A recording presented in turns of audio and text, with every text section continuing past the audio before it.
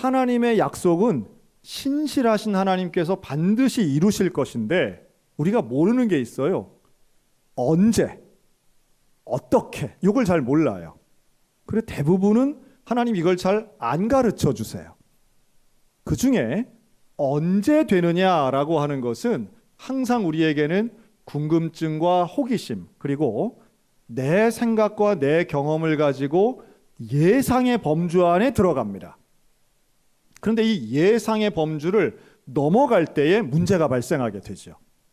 자, 아브라함에게 하나님이 땅을 약속하시는데 나그네인 아브라함은 땅이 없어요. 근데 언제 최초로 땅을 갖게 되느냐 하면 아내인 사라가 죽었을 때 사라의 장사 지내는 장례지로 막벨라굴이라고 하는 땅을 돈 주고 삽니다. 그게 처음으로 땅을 갖게 되는 거거든요. 땅에 대해서는 아브라함이 그렇게 다른 이야기를 안 하는데요. 아들에 관해서는 조금 다른 입장을 가집니다. 왜냐하면 처음으로 약속을 받을 때 아브라함의 나이가 75세였어요. 지금의 75세와는 조금 다른 게 아브라함은 나중에 175세에 죽거든요. 그러니까 75세 나이는 지금으로 친다면 한 40대 중반 정도라고 예상하면 조금 느낌이 비슷할 것 같아요. 40대 중반에 너 아들을 낳을 거야 그러면 남들보다 조금 늦을 수는 있어도 불가능한 나이가 아니잖아요. 아니, 아유 감사합니다. 아들만 나오면 얼마나 좋겠어요. 이 정도의 느낌이었겠죠. 그런데 시간이 지나는 거예요.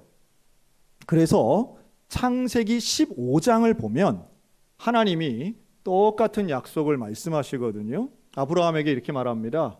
내가 너에게 후사를 줄 거야. 아들이죠. 상속자가 될 거야. 이렇게 말씀을 하는데 아브라함이 거기다 대고 하나님께 대꾸를 합니다.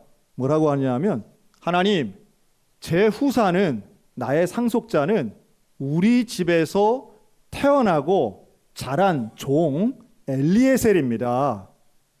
저는 이 엘리에셀이 아주 신뢰감이 가고 유능하기 때문에 내가 갖고 있는 재산, 내가 갖고 있는 모든 것을 다 이 엘리에셀에게 물려주려고 생각하고 있어요. 그랬더니 하나님이 아니야 라고 말씀하세요. 그거 아니야. 그러면서 창세기 15장에 보면 4절 아니다. 네 몸에서 태어난 후사가 상속자가 돼 4절이고요. 그리고 5절로 가면 하나님이 아브라함을 밖으로 이끌어내세요. 그리고 밤하늘에 떠 있는 별을 보여주십니다.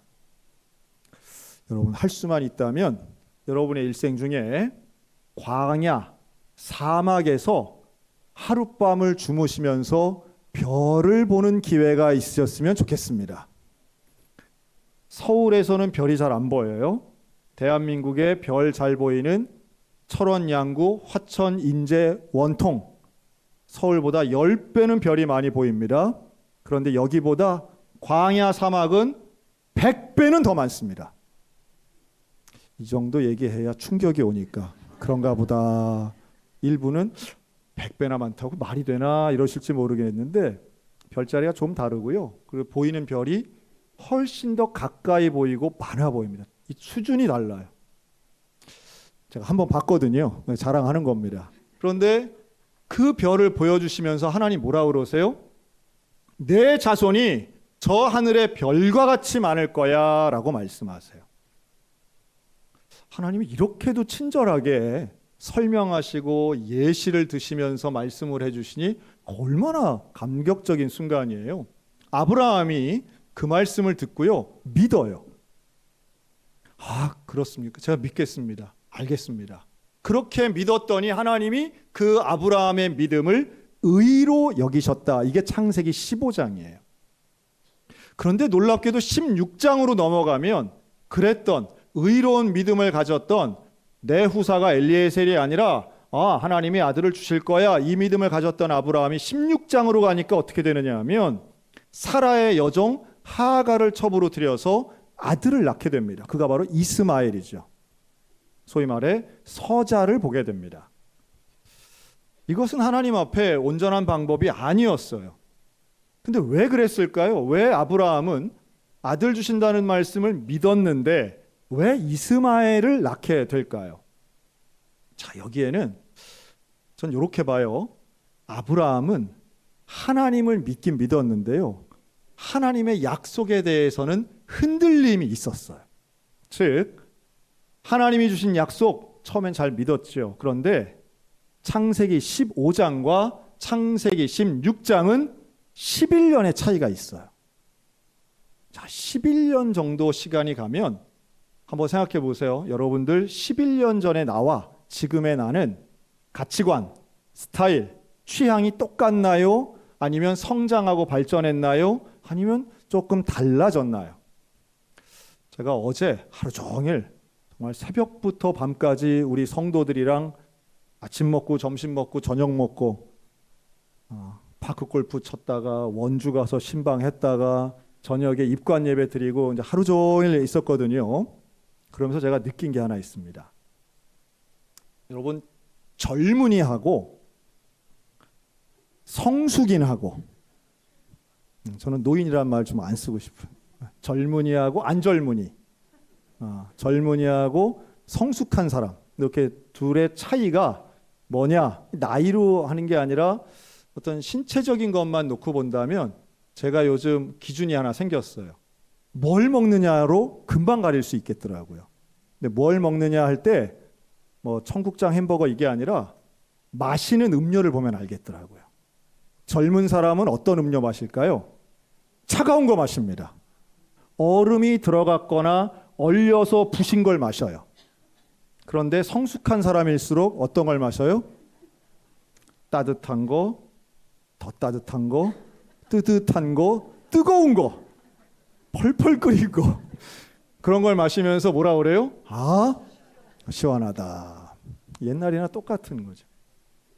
왜 그럴까요? 젊은이들은 시원한 거, 차가운 걸 선호하게 돼 있습니다. 아마 지금도 마찬가지라고 저는 보는데요. 혹시 지금 에어컨 바람이 왜 이렇게 추워 하는 분은 성숙한 분들이세요. 반면 오늘 에어컨이 좀 약하네 이런 분은 아직 철이 덜 든 젊은이다 생각하시면 됩니다. 먹는 거 가지고도 얼마나 나뉘어요. 그러니까 사람이 10년 정도 지나면요, 사람의 취향, 내가 좋아하던 것도 달라지고요, 내가 즐기던 것도 달라지게 돼 있습니다. 신앙의 스타일도 조금 달라질 수 있어요. 하나님이 그렇게 친절하게 하늘의 별도 보여주시던 하나님인데요, 15장 16장 넘어갈 때 11년을 침묵하세요. 침묵하시는 하나님. 그러면 사람은 뭐 할까요? 하나님은 분명히 약속을 주셨는데 내 생각에는 내가 가능할 때 분명히 하나님이 응답 주실 거라고 생각했는데 내 예상을 벗어나는 시간이 온 거예요. 80대가 된 거죠. 그것도 80대 후반이 됐어요. 안 될 것 같은 거예요. 좋은 줄은 알겠는데 안 될 것 같은 거예요. 그런 배경을 가지고 오늘 읽은 창세기 17장에 하나님이 다시 등장하십니다. 그런데 놀랍게도 16장과 17장 사이에는 13년의 시간이 있어요. 다시 13년이 흐르는 거예요. 그러니까 우리는 창세기가 그냥 붙어 있으니까 맨날 아브라함이 하나님하고 맨날 즐겼나 보다. 그거 아니에요. 11년 만에 한 번 나타나시고 13년 만에 또 말씀하시는 거예요. 그러면서 하나님은 변함이 없으세요. 하나님 말씀하시는데 내가 너에게 후사를 줄 거야. 17장 1절 나는 전능하신 하나님이다. 엘샤다이, 나는 전능의 하나님이야. 네가 나를 믿되 올바로 온전하게 믿어야 돼. 완벽하게 믿어야 돼. 그러면서 17장에선 세 가지를 명령하세요. 첫째, 아브람 너의 이름을 바꿔라. 아브람에서 아브라함으로.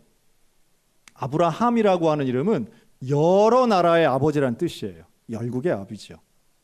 아브람보다 훨씬 더 큰 규모의 의미를 담고 있습니다. 그랬더니 아브라함이 대꾸하지 않아요. 그냥 들어요. 두 번째 명령을 하십니다. 두 번째 명령은 너희 집안에 있는 종들을 포함해서 모든 남자들에게 할례를 행해라. 그리고 네가 앞으로 낳을 그 아들에게도 할례를 행해라. 아브라함이 그냥 들어요. 그런데 세 번째 명령을 하시는데 네 안에 사레의 이름도 바꿔라. 사레를 사라로 바꿔라. 그 사라는 이름이 열국의 어머니라는 뜻이에요. 여러 나라의 어머니라는 뜻이죠. 그 사라가 너에게 아들을 낳아줄 것이야. 그랬더니 첫 번째, 두 번째 명령에 듣고 있던 아브라함이 세 번째 사라가 아들을 낳는다는 이야기에 웃어요. 아브라함이 웃습니다. 아브라함이 웃는 건 왜 웃을까요? 그게 하나님의 말씀이 웃겨서 웃을까요? 혹은 하나님을 조롱하려고 웃을까요? 그런 거 아니죠. 아브라함이 웃으면서 속으로 이렇게 생각합니다. 내가 100살이고 내 아내는 90살인데 어찌 자식을 낳을 것이요. 저는 이 말이요, 그 아브라함의 웃음과 속으로 생각한 것이 이렇게 들려요. 하나님, 나 하나님 믿지만, 하나님은 믿지만 이 약속은 안 될 것 같아요. 왜냐하면 내가 그렇지가 않아요. 다 좋은 말씀인데 지금 우리 부부한테는 해당되지 않아요. 전에는 24년 전에는 나 될 줄 알았는데 지금은 아니죠. 좀 좋게 포장하면 이렇게 들립니다. 나 이제 마음을 내려놨어요. 나 이제 자식 욕심 없어요. 나 이제 그만 기다려도 돼요. 그 웃음이죠. 여러분, 이건 겸손한 것입니까? 아니면 하나님의 뜻을 알지 못하는 일입니까? 우리에게 있어서 적용해 본다면 이런 거 참 많이 있다고 저는 생각해요. 우리가 하나님을 믿어요. 그러면 하나님의 말씀을 다 수용하잖아요. 하나님 우리 사랑하시는 것도 믿고요. 하나님이 나를 복 주시는 것도 믿어요. 또 나뿐만 아니라 내 자녀에게도 복 주시는 분이심을 믿습니다.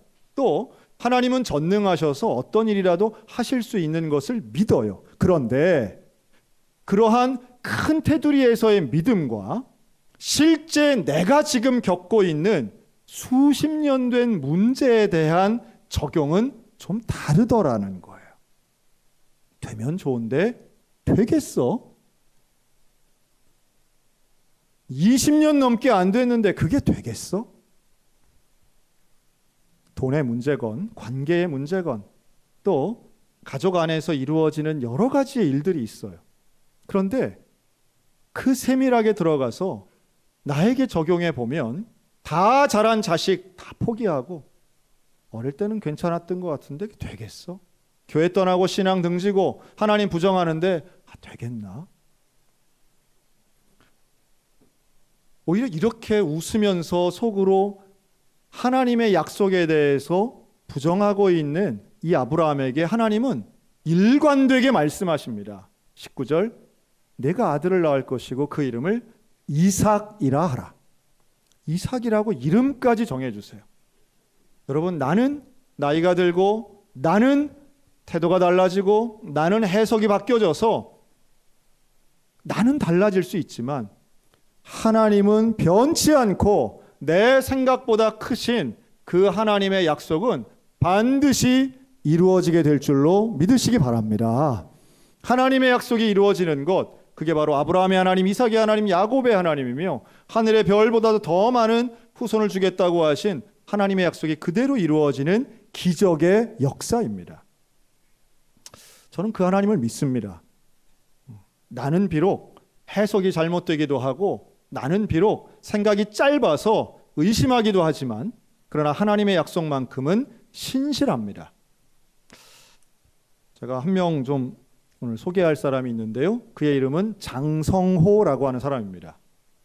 그는 어린 시절 초등학교 때 교회를 출석했는데요. 그 교회에 아버지랑 같이 나갔대요.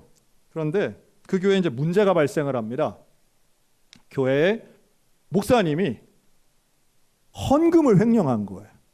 80년대 초반에 일어났던 일이에요. 그래서 교회가 발칵 뒤집혀지고 떠나죠. 글쎄요, 사실 여부는 정확히 모르지만 어쨌든 그 아버지는 그렇게 생각을 합니다. 그래서 이 장성호 어린이의 아버지는 그때부터 교회에서 발걸음을 끊고 교회를 저주하고 목사 장로를 욕하고 그리고 예수님을 부정하는 인생을 살게 됩니다. 그 영향을 고스란히 이 장성호 어린이가 받게 돼요. 자기 눈에 볼 때는 교회는 부패하고 교인들은 가식덩어리. 공부를 잘해서 좋은 대학 갑니다. 대학에 가서 그래픽을 전공하고 공부하는 가운데에 누나가 있었는데요. 이 누나가 아주 신실하게 신앙을 갖게 됩니다. 누나에 의해서 전도받습니다.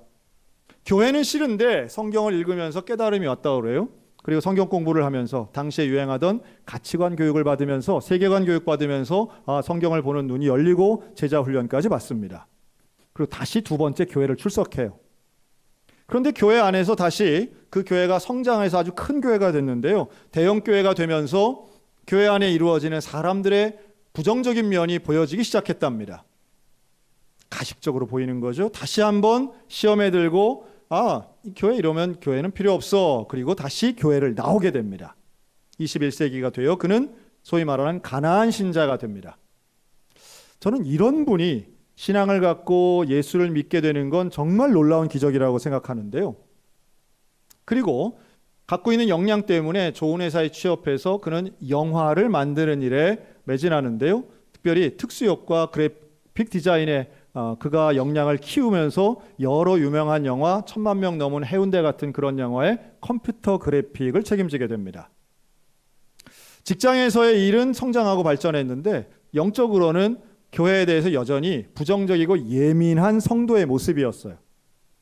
교인들 거짓말쟁이. 유명한 영화 배우들이 나와서 또 기독 연예인들이 나와서 하는 말 중에 이 말이 제일 싫었답니다. 하나님이 하셨습니다 라는 말 제일 듣기 싫었대요. 어떻게 저런 무책임하고 근거 없는 말을 할 수가 있어? 하나님이 하셨다니 인간은 역할이 없나? 저거 다 겸손하게 보이려고 하는 가식적인 말이야. 그렇게 생각했다는 거예요. 아마 그런 분들 전 계시리라고 봅니다. 예배당에 와서 있으면서도 교회에 대한 부정적인 생각 또는 교회 지도자들에 대한 부정적인 생각을 갖고 계신 분들 저는 분명히 있을 수 있다고 봐요. 그리고 어떤 기독교 안에서 통용되는 말들, 하나님을 의지하고 하나님께 영광을 돌립니다. 하나님이 하셨습니다. 이런 말에 대해서 좀 거부감 갖는 분들이 저는 있을 수는 있다고 봅니다. 근데 이 장성호 씨가 딱 그런 케이스였던 거죠. 그런데 이분이 40대 중반이 되어서 이제 자기 사업을 하려고 생각을 합니다. 독립해서 내 사업을 해야 되겠다. 그리고 회사를 하나 만들어요. 모팩이라고 하는 회사를 만듭니다. 그리고 이 회사를 통해서 처음으로 만든 작품을 본인이 쓴 시나리오인데요. 애니메이션을 만들려고 준비를 합니다. 왜냐하면 자기가 제일 잘하는 분야이기 때문에 그래요. 그런데 투자자를 구하려다 보니까 투자자가 안 만들어지는 거예요. 왜냐하면 대한민국에서 애니메이션 돈 안 된다. 그리고 어떤 작품을 만들려고 하느냐? 시나리오를 만들었는데 찰스 디킨즈의 원작인데 예수의 일생이라고 하는 그 원작을 가지고 작품을 만들려고 했던 거죠. 예수의 일생. 모든 사람들이 특별히 전 세계 인류가 보편적으로 공유할 수 있는 스토리라고 본인이 생각했다는 거예요. 그런데 애니메이션 돈 안 돼. 종교 이야기 더 안 돼. 그래서 투자자를 구할 수가 없어서 국제적인 투자자를 구했는데 미국 쪽에서 많은 분들이 투자하겠다고 나섰습니다. 근데 이분들이 하는 이야기는 또 이랬어요. 한국보다 미국에서 개봉하자. 이걸 처음으로 기획하고 준비했던 게 2015년부터였는데요. 그때부터 좀 되는 것 같았다가 사기도 당하고 스페인에 있는 회사에게 사기를 당해서 개봉이 1년 미루어지기도 하고요. 또 준비하는 가운데 돈이 부족하고 어려워서 힘든 시간을 많이 보냈습니다. 그런 광야 같은 기간 중에 이 장성호 감독이 경험한 게 있는데요. 즉 성경을 연구하고요. 예수님의 일생을 애니메이션으로 만들다 보니까 결국 누구의 도움이 필요했느냐 하면 목사님들의 도움이 필요했던 거예요. 신학적으로 오류가 없어야 되고 또 성서학적으로 고증이 온전했어야 됩니다. 그래서 많은 목사님들의 도움을 받았는데 그때 참여했던 목사님 중에 우리 기독교대한 성결교회 임미영 목사님이 계셨어요.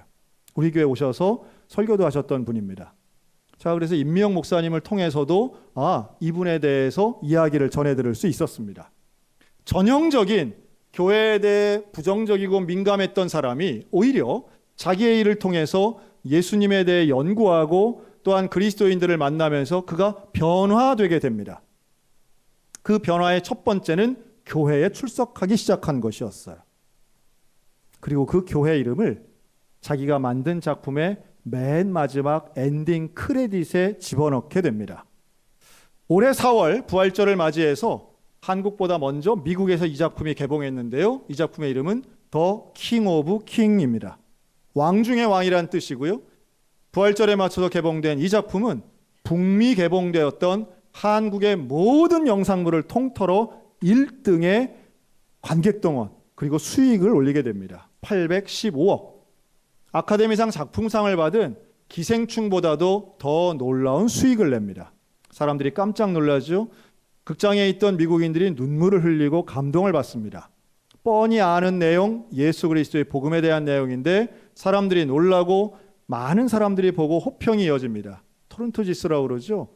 그 미국에서 영화 평점을 내는데 여기에 90점이 넘게 되고요. 사람들이 다 칭찬하니까 한국에서는 뒤늦게 화제가 되었습니다. 그래서 한국에서는 7월 16일 개봉을 앞두고 있고요. 여기에 대해 많은 신앙과는 상관도 없는 유명한 배우들이 내가 더빙하겠습니다 해서 정말 유명한 배우들이 여기에 더빙에 참여하게 되었습니다. 한국말 더빙이에요. 그리고 지난 주간에는 이 장성호 감독이 CBS 새롭게 하소서라고 하는 프로그램에 나와 간증을 했는데요. 저도 CBS 관계자잖아요. 이분이 나와서 간증을 했는데 그 간증의 내용에 그 2시간짜리 간증을 한마디로 압축한다면 이렇게 말할 수 있습니다. 하나님이 하셨습니다. 결국은 그 고백을 하더라고요. 하나님이 하셨습니다. 저는 그게 뭔지 알겠어요. 하나님을 부정하고 교회를 미워하고 그리스도인들을 무시하던 사람이 결국 하나님이 하셨습니다라고 하는 고백을 할 수 있는 이유는 단 하나예요. 하나님을 경험했기 때문입니다.